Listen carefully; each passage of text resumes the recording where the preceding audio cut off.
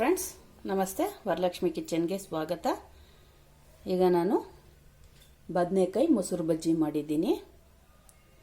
ಹೇಗೆ ಮಾಡೋದು ಅಂತ ನೋಡೋಣ.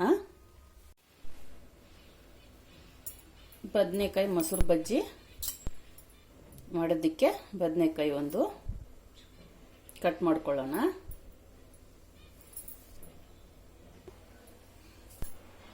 ನೀರಿಗೆ ಸ್ವಲ್ಪ ಕಲ್ಲುಪ್ಪು ಹಾಕ್ಕೊಂಡು ಬದನೆಕಾಯಿ ಇದರಲ್ಲಿ ಹಾಕ್ಬಿಡೋಣ.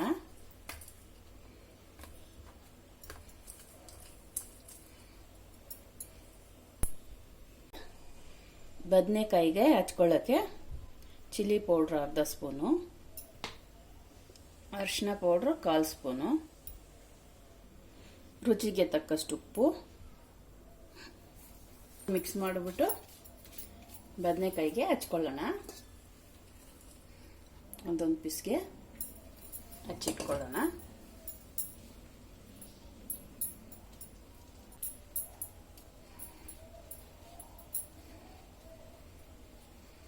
ಈ ಥರ ಎಲ್ಲ ಪೀಸ್ಗೂ ಹಚ್ಕೋಬೇಕು.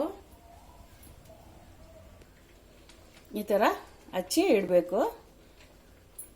ಈಗ ಮೊಸರು ಬಜ್ಜಿಗೆ ಒಗ್ಗರಣೆ ಸೇರಿಸ್ಕೊಳ್ಳೋಣ.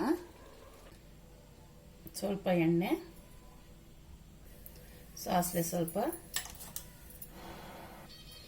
ಕಡಲೆಬೇಳೆ 1 ಸ್ಪೂನ್ ಅಷ್ಟು, ಒಣಮೆಣಸಿನ್ಕಾಯಿ ಒಂದು, ಸ್ವಲ್ಪ ಅರಿಶಿನ ಪುಡಿ. ಈಗ ಗ್ಯಾಸ್ ಆಫ್ ಮಾಡಿಬಿಟ್ಟು ಒಗ್ಗರಣೆ ಸೇರಿಸ್ಕೊಳ್ಳೋಣ. ಮೊಸರಿಗೆ ಬಿಸಿ ಆರಿದೆ. ಈಗ ಮೊಸರಿಗೆ ಸೇರಿಸ್ಕೊಳ್ಳೋಣ ಒಗ್ಗರಣೆ.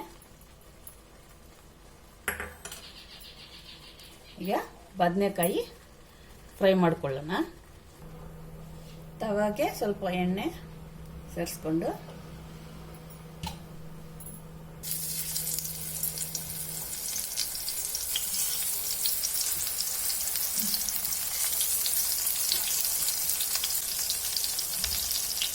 ಈ ಥರ ಫ್ರೈ ಮಾಡ್ಕೊಳ್ಳೋಣ. ಬದನೆಕಾಯಿ ಗ್ಯಾಸು ಸಿಮ್ಮಲ್ಲಿ ಇಟ್ಕೊಂಡು ಫ್ರೈ ಮಾಡ್ಕೊಳ್ಳೋಣ.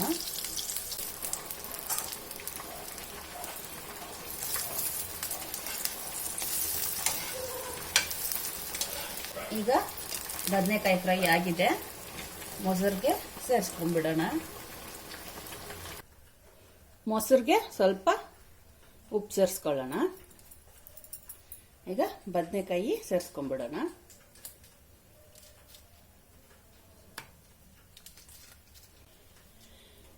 ಬದನೆಕಾಯಿ ಮೊಸರು ಬಜ್ಜಿ ರೆಡಿಯಾಗಿದೆ. ಈಗ ಅನ್ನದ ಜೊತೆ ಮೊಸರು ಬಜ್ಜಿ ಚೆನ್ನಾಗಿರುತ್ತೆ.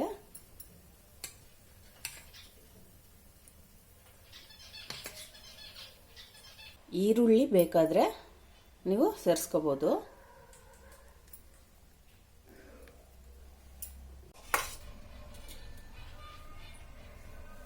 ಅನ್ನದ ಜೊತೆ ಟೇಸ್ಟ್ ಮಾಡೋಣ.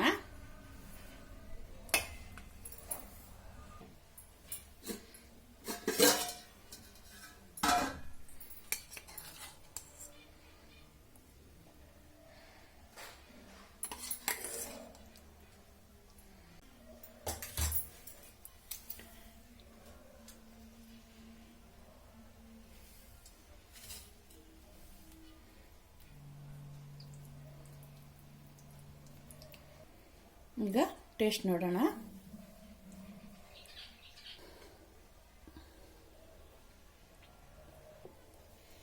ತುಂಬಾನೇ ಚೆನ್ನಾಗಿದೆ ಫ್ರೆಂಡ್ಸ್. ನೀವು ಈ ಥರ ಮಾಡಿ ತಿನ್ನಿ. ನನ್ನ ವಿಡಿಯೋ ಇಷ್ಟ ಆಗಿದ್ರೆ ಲೈಕ್ ಮಾಡಿ, ಶೇರ್ ಮಾಡಿ, ಸಬ್ಸ್ಕ್ರೈಬ್ ಮಾಡಿ. ನನ್ನ ಚಾನಲ್ ನೋಡಿದ್ದಕ್ಕೆ ಧನ್ಯವಾದಗಳು.